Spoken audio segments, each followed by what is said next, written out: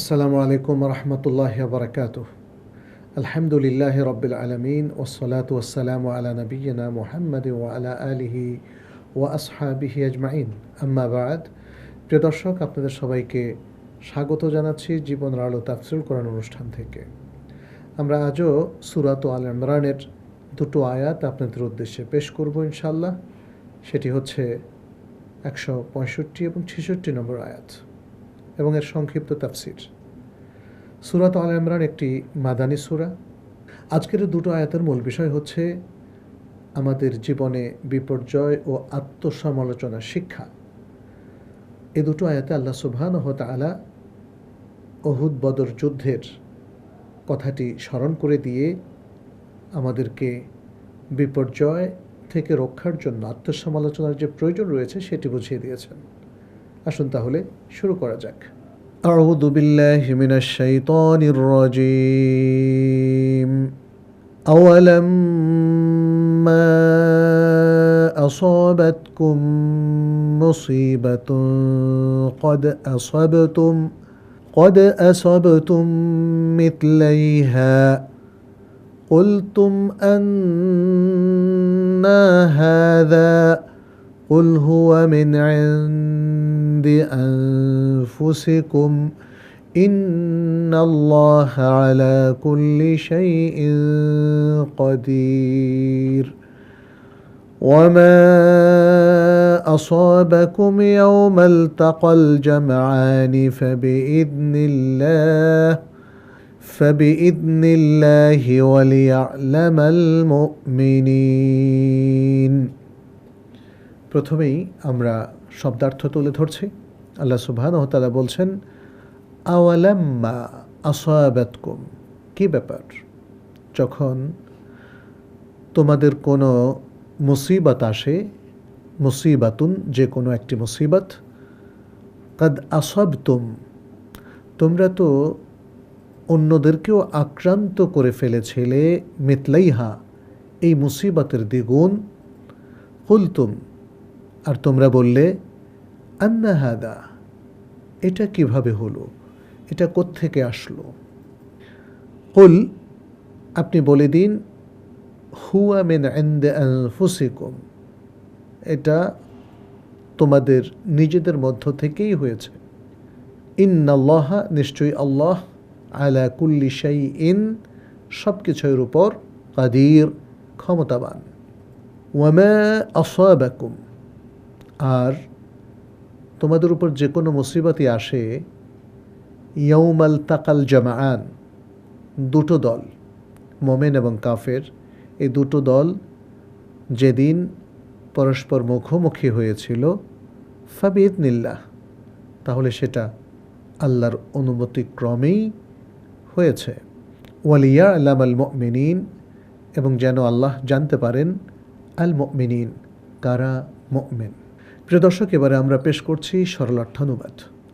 আল্লাহ সুবহানাহু ওয়া তাআলা বলছেন, কি ব্যাপার যখনই তোমাদের কোনো মুসিবত আসে, যেমন উহুদের যুদ্ধে তোমরা বললে এটা কোত্থেকে আসলো, অথচ তোমরা এর দ্বিগুণ মুসিবত ঘটিয়েছিলে বদরের যুদ্ধে। আপনি বলে দিন এটি তোমাদের নিজেদের পক্ষ থেকেই হয়েছে, নিশ্চয়ই আল্লাহ সব কিছুর উপর ক্ষমতাবান। যেদিন মুসলিম এবং অমুসলিম দুটো দল পরস্পর মুখোমুখি হয়েছিল আর তোমাদের উপর মুসিবত নেমে এসেছিল, তা হয়েছিল আল্লাহর অনুমতিক্রমে এবং যেন তিনি জানতে পারেন কারা সত্যিকার মুমিন। প্রিয় দর্শক, এ দুটো আয়াতে আল্লাহ সুবহানাহু ওয়া তাআলা তিনি মুমিনদের জীবনে বিপর্যয় যে ঘটতে পারে সেই সম্ভাবনার কথা তুলে ধরলেন এবং এই বিপর্যয়ের কার্যকারণ তিনি উল্লেখ করলেন যে সেটি মানুষের কৃতকর্মে কিংবা তার চিন্তা চেতনায় অথবা তার অ্যাক্টিভিটিসের মধ্যে যে ভুল বিভ্রান্তিগুলো হয়ে থাকে সে কারণেই আল্লাহর পক্ষ থেকে এই মুসিবতটা চলে আসে এবং এই যে মুসিবতটা চলে আসে সেটা আল্লাহর অনুমতিক্রমেই হয়। ব্যাপারটা এমন নয় যে আল্লাহর অনুমতি ছাড়াই চলে এসেছে। আমরা আগের আয়াতগুলোতে দেখলাম আল্লাহ সুবহানাহু ওয়া তাআলা মুমিনদের উপর বড়ই যে রহমত করেছেন এবং নবী সাল্লাল্লাহু আলাইহি সাল্লামকে পাঠিয়েছেন, সেই রহমত এবং অনুগ্রহের কথা স্মরণ করিয়ে দিলেন। এবং এত সব রহমত অনুগ্রহের মধ্য দিয়েও যখন মোমেন কোনো ভুল করে বসে এবং ব্যাপক কোনো ত্রুটি করে বসে, তখন যে তাদের জীবনে বিপর্যয় চলে আসতে পারে সেটি এখানে তিনি তুলে ধরেছেন। আর একটি কথা তিনি বললেন, হুয়া মিন ইনদি আনফুসিকুম, এটা তোমাদের নিজেদের পক্ষ থেকে। এ কথা বলে তিনি আসলে আত্মসমালোচনার দিকে ইঙ্গিত করেছেন, যে মানুষ সবসময় মনে করে এটা আল্লাহর পক্ষ থেকে হয়েছে, আমার কি দোষ। না, আল্লাহ এখানে স্পষ্ট করে দিলেন হুয়া মিন ইনদি আনফুসিকুম, এটা তোমাদের নিজেদের পক্ষ থেকে। ফলে এই দুটো আয়াতের মধ্যে আমরা দেখতে পাচ্ছি আল্লাহ সুবহানাহু ওয়া তাআলা একদিকে মোমেন জীবনে বিপর্যয়ের কথা তুলে ধরলেন এবং আত্মসমালোচনার প্রয়োজনীয়তাও তুলে ধরলেন, এবং তা থেকে মোমেনদের যে শিক্ষা নেওয়া উচিত সেটিও তিনি এখানে তুলে ধরলেন। তো এই ছিল মোটামুটি দুটো আয়াতের মুনাসাবাত এবং দুটো আয়াতের মূল বক্তব্য এবং আজকের আলোচনার মূল শিরোনাম। আসুন তাহলে আমরা এই দুটো আয়াতের ব্যাখ্যায় আমাদের ওলামায়ে কেরাম কি বলেছেন সেটা একটু খতিয়ে দেখি। সূরাত আল ইমরানের 165 নম্বর আয়াতে আল্লাহ সুবহানাহু ওয়া তাআলা বলছেন, আওয়ালাম্মা আসাবাতকুম মুসিবা, অর্থাৎ কি ব্যাপার, তোমাদের যখনই কোনো মুসিবত এসে থাকে। এখানে কোন মুসিবতের কথা বলা হয়েছে? এক্ষেত্রে ইমাম ইবনু জারীর, ইবনু কাসীর সহ আরও অনেক মুফাসসিরিনে কেরাম বলেন, এখানে প্রথম যে মুসিবতের কথা বলা হচ্ছে আওয়ালাম্মা আসাবাতকুম মুসিবা বলে, সেখানে আসলে উহুদের যুদ্ধের মুসিবতের কথা বলা হয়েছে। উহুদের যুদ্ধে আমরা জানি যে শত্রুপক্ষ অর্থাৎ কাফেরদের প্রবল আক্রমণে মুসলিমদের যে শত্রুপক্ষ কাফের, তারা মুসলিমদের মধ্য থেকে 70 জনকে শহীদ করেছিল। আর এরপর আল্লাহ সুবহানাহু ওয়া তাআলা বললেন কি, কাদ আসাবতুম মিথলাইহা, তোমরা তো এর ডাবল বিপদ তাদের উপর চড়িয়ে দিয়েছিলে, অর্থাৎ মুসিবত দিয়ে তাদেরকে আক্রান্ত করেছিলে, ডাবল মুসিবত। কি ডাবল মুসিবত ছিল? কাদ আসাবতুম মিথলাইহা, এই আয়াত অংশে আল্লাহ সুবহানাহু ওয়া তাআলা মোমেনদের পক্ষ থেকে কাফেরদের উপর যে মুসিবতটা দেয়া হয়েছিল সেটার বর্ণনা দিচ্ছেন। ইবনু কাসীর, ইবনু জারীর সহ অনেকে উল্লেখ করেছেন, এখানে মোমেনদের প্রবল আক্রমণে বদরের যুদ্ধে কাফের পক্ষের যে 70 জন নিহত হলো এবং 70 জন বন্দী হলো, সেই ডাবল মুসিবতের কথা বলছেন। কারণ উহুদের যুদ্ধে মোমেনদের পক্ষে নিহত হয়েছিল, শহীদ হয়েছিল 70 জন, কিন্তু কোনো বন্দী হয় নাই। কিন্তু বদরের যুদ্ধে আমরা কি দেখতে পাই?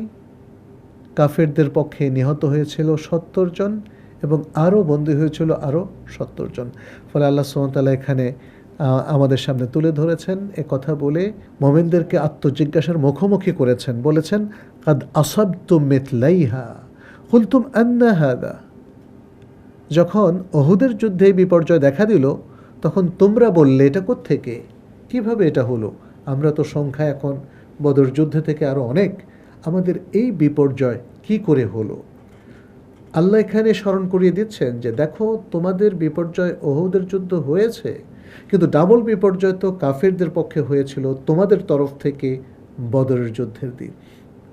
তাহলে তোমরা এটা ভুলে গেলে কেন? বদরের যুদ্ধে যে কারণে তোমাদের সাফল্য অর্জিত হয়েছিল এবং কাফেরদের বিপর্যয় হয়েছিল, সেটা একটু খতিয়ে দেখা দরকার। তাহলে আজকে কেন মুসলিমদের বিপর্যয় হলো, এই বিপর্যয়ের কারণটা কি, সেটা আল্লাহ সুবহানাহু ওয়া তাআলা এখানে বললেন, কুল হুয়া মিন ইনদি আনফুসিকুম, বলো এই বিপর্যয় এটা তোমাদের নিজেদের পক্ষ থেকে। এক্ষেত্রে ইমাম ইবনু জারীর রাহিমাহুল্লাহ তিনি এই আয়াতের ব্যাখ্যায় বলছেন, কুল ইয়া মুহাম্মদ, বলুন হে মুহাম্মদ সাল্লাল্লাহু আলাইহি সাল্লাম, লিল মুমিনিন, মুমিনদেরকে, হাদিহিল মুসিবাহ আল্লাতী ওয়াকাআত, এই যে মুসিবতটা যেটা পতিত হলো, আলাইকুম ফি উহুদ, এই উহুদের ময়দানে তোমাদের উপর, ইন্নামা কুনতুম আনতুম আনফুসুকুমুস সাবাবা ফিহা, তোমরাই তো এই বিপর্যয়ের মূল সবব, মূল কারণ। এই কারণটা উল্লেখ করতে গিয়ে তিনি বললেন, ওয়াযালিকা হিনা তানাযা বা'দুকুম ফীমা বাইনাহুম ওয়া আসাউ আমরা রাসূলিহিম সাল্লাল্লাহু আলাইহি ওয়াসাল্লাম, এটা হলো এই কারণে যে তারা নিজেদের মধ্যে একটু ঝগড়া করেছিল, যেটা জাবালুর রুমাতের মধ্যে ঘটেছিল। তারা বলল, আমাদের চূড়ান্ত বিজয় হয়ে গেছে, চলো আমরা এখান থেকে সরে যাই, আমরা গনিমতে অংশগ্রহণ করি। আরেক দল বলল যে না, এটা করা যাবে না, যেহেতু রাসূল সাল্লাল্লাহু আলাইহি সাল্লাম নিষেধ করেছেন। এবং রাসূল সাল্লাল্লাহু আলাইহি সাল্লাম যেহেতু সত্যি নিষেধ করেছিলেন, তাহলে কিছু সংখ্যক তীরন্দাজ তারা এই নির্দেশ লঙ্ঘন করে যখন ময়দানে চলে যায় গনিমতের উদ্দেশ্যে, তখনই বিপর্যয়টা শুরু হয়। তখন শত্রুপক্ষ থেকে আক্রমণে মুসলিমদের উপরে বিপর্যয়টা ঘটে। তাহলে যুদ্ধের যে স্ট্র্যাটেজি আমরা এখানে দেখতে পাচ্ছি এবং যে পলিসি নবী সাল্লাল্লাহু আলাইহি ওয়াসাল্লাম নির্ধারণ করে দিয়েছিলেন, যে বলছেন যে আমার পরবর্তী নির্দেশ আসার আগ পর্যন্ত তোমরা কখনো এ থেকে সরবে না। আমরা দেখতে পাচ্ছি যে তীরন্দাজদের একদল সে কথা ভুলে গিয়ে তারা সরে গিয়েছেন। ফলে বিপর্যয়ের মূল কারণ হলো তীরন্দাজদের নিজস্ব এই যে মতভেদ এবং সেই জায়গা থেকে সরে যাওয়া।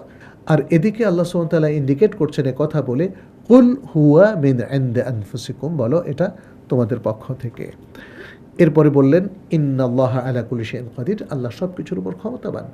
তিনি বান্দাকে বিপর্যয়ের মধ্যে ফেলে পরীক্ষা করেন, আবার বিপর্যয় থেকে উদ্ধারও করেন। উহুদের যুদ্ধে যেটা আমরা দেখতে পেয়েছি সেটা হলো এই যুদ্ধে মুসলিমরা প্রবল বিপর্যয়ের মুখোমুখি হয়েছে যুদ্ধের একটা পর্যায়ে, কিন্তু আল্লাহ সুবহানাহু ওয়া তাআলা অতি দ্রুত আবার তাদেরকে সে বিপর্যয় কাটিয়ে উঠতে সাহায্য করেছেন।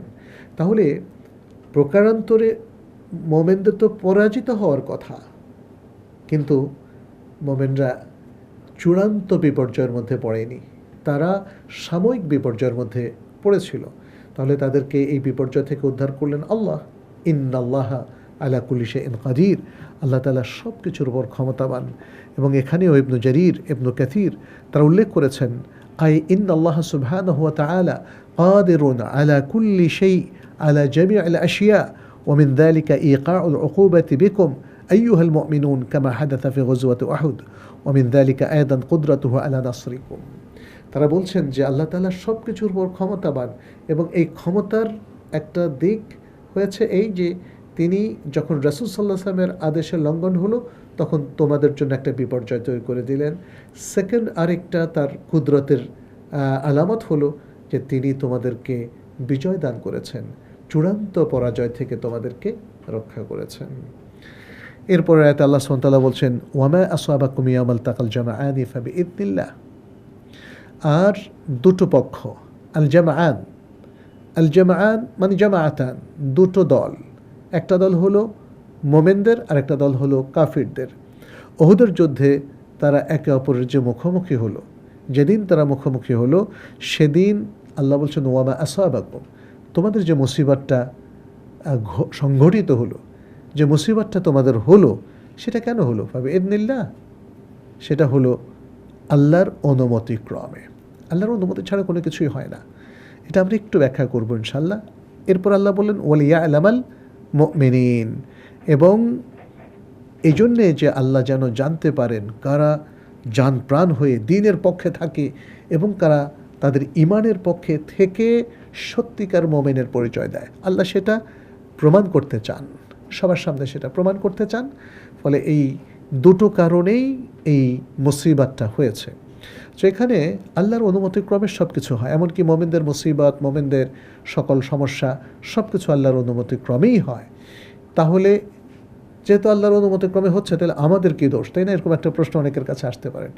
সম্মানিত দর্শকবৃন্দ, এখানে আমি একটা জিনিস আপনাদেরকে বলবো যে খুব সূক্ষ্মভাবে মনে রাখবেন, আল্লাহর যে এই যে অনুমতি বা ইচ্ছা, এটা দুই প্রকার। একটা হলো শারঈ ইচ্ছা, আর একটা হলো জাগতিক ইচ্ছা। এই জগতে যা কিছু হয় সব কিছু আল্লাহর ইচ্ছায় হয় এবং আল্লাহর অনুমতিক্রমে হয়, এটা হলো জাগতিক। এবং এই জাগতিক ইচ্ছার সাথে কোনো পুরস্কার কিংবা তিরস্কার, শাস্তির কোনো সম্পর্ক থাকে না।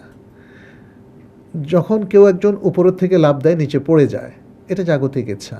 আল্লাহ কখনো এটা বলেন না যে সে ভুলে লাফ দিয়েছে, অথবা হঠাৎ করে টের পায় নাই, খালি জায়গায় পা দিয়েছে, এখন ছাদ থেকে পড়ে যাচ্ছে, এই জন্য এটাকে আটকে দেয়। এটা আল্লাহ করেন না। এটা হলো জাগতিক ইচ্ছা। অর্থাৎ জগতের সব কিছু আল্লাহ একটা সিস্টেমে পরিচালনা করেন, এবং এই সিস্টেমটা, এর পেছনে আল্লাহর একটা ইচ্ছা আছে। এটা হলো আল্লাহ জাগতিক ইচ্ছা। কিন্তু আল্লাহ খুশি হন যখন বান্দা ঈমান আনে, যখন বান্দা ভালো কাজ করে, ভালো কথা বলে, ইবাদত করে ইত্যাদি। এটা হলো আল্লাহ শারঈ ইচ্ছা। এবং আল্লাহ অখুশি হন যখন বান্দা কুফরি করে, শিরক করে, বেদাত করে এবং যাবতীয় অন্যায় কাজগুলো করেন। তাহলে এই অন্যায় কাজগুলোর কারণে আল্লাহ অখুশি হন। তাহলে আল্লাহর খুশি হওয়া, অখুশি হওয়া, এটা আল্লাহর আইনি যে ইচ্ছা, যেটা শরিয়াত যে তিনি প্রণয়ন করেছেন সেরার ইচ্ছার সাথে রিলেটেড।